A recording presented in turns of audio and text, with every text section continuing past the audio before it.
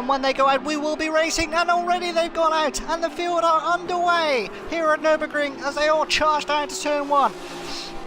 Yeah, this should be new stuff for these guys. B-Class never drove around here at Nurburgring, so turn 1 could be a bit tricky.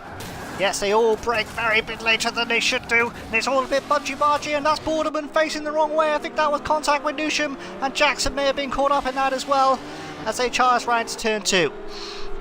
Yeah, Matt Neal making his way through. He's gone on the inside of Chilton here, who's gone on the inside of Plato as well, so they might have to take him at the same time, and they do. Plato's gone way too wide there at turn 3 as they come through 4.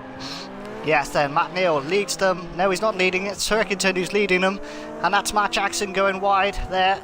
He's got some ground to make up. Got caught up in that turn 1 incident. Yeah, and oh, here comes Colin Turkington on the inside of Chilton. And Chilton's got the inside for the next one, so it should be... Oh, he's got off. It's too late. Sorry, Eddie, but he's got off. Turkington in the gravel trap, and he's dropping places here, there, and everywhere as Matt Neal leads them down towards the hairpin. Yeah, that was just a simple error there from Colin. He just got a bit scared that Chilton was back on the inside and made a mistake. As Matt Neal leads the race. Yes, and Matt Neal up the hill leads them into the fast swoopers. As we go down to our pit lane correspondent, Max Paffas, who has some news. Yeah guys, I'm in the Mercedes garage at the moment and they're absolutely furious about that move from Tom Newsham into turn 1, which effectively took them both out of the race. They're on their way to the shoes room and they are not happy about it. Meanwhile, I went down to Honda, and Matt Neal has been constantly complaining on the radio that the car has not been the same since qualifying, and he's really struggling to get the tires up to temperature in these warmer conditions. And this is why he's been struggling in the past couple of corners. Thanks a lot, Max, and you can see that because you can see how much Chilton has gained in the chicane, and he's really looking for a chance or an opportunity to get past here. He's going to have to go around the outside because Matt Neal's gone very defensive. Oh, look at that, the car's sliding all over the place, and that's cold tyres for you. And Chilton says thank you very much and takes the lead of this race. Matt Neal loses the lead to Chilton.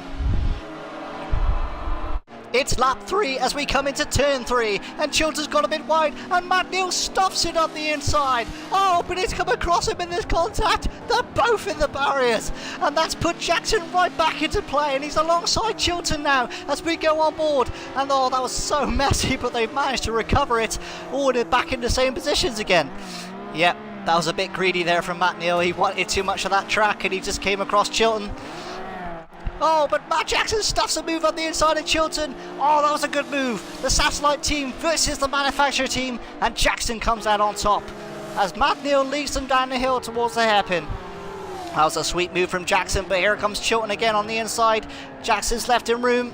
Jackson trying to hold the outside line now, and he's done it. He's held the line. Was that Matt Neal going off in the background? Yes, it was. He's dropped a third, Matt Neal. A mistake at the hairpin. As we come to the end of this penultimate lap now, it's Matt Jackson who leads from Tom Chilton. The satellite team is ahead of the manufacturer team. Who would have thought that? And Chilton won't be happy about it. Yeah, but it won't take long for him to cruise up to the back of that BMW M1. And he's already thinking about a lunge. Surely he can't do that. He came from a mile back. And Jackson's holding his ground. He's gone around the outside. How did they not touch going through there? It's a final lap and they're still side by side, and still Jackson's trying to make a nose through, and he's got to squeeze his way through, and he might just have done it. I think he has. But Chilton's having none of it. He comes straight back at him. Oh, they're swapping places like it's the last day of their lives. And Jackson is trying to go for a wider berth to get the cut back, to try and get a better exit to get onto the back of that BMW. Yeah, but he's not going to do it. Oh, he's going to have to go around the outside now, and that's going to be a brave move if he pulls that off. And he has pulled it off. What a move. Matt Jackson retakes the lead again. Oh, I can't keep up with this race. As they come through the final swoopers for the final time, it's Chilton still leads, Jackson right there. And here he comes up the inside. He brakes way later than Chilton. And has he outbraked himself? No, he hasn't. He holds the line. He retakes the lead. He has to lead into this final corner to have any chance on the straight. But he's left the door open. And Chilton slipped up the inside. And there he goes. It's all over, surely.